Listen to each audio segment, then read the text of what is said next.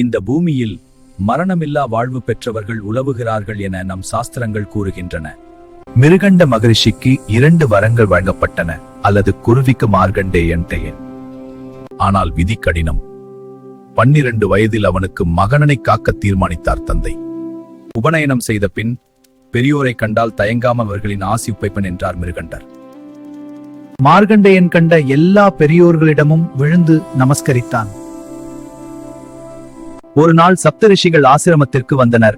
அவர்களின் பாதங்களில் மார்கண்டேயன் பணிந்தான்.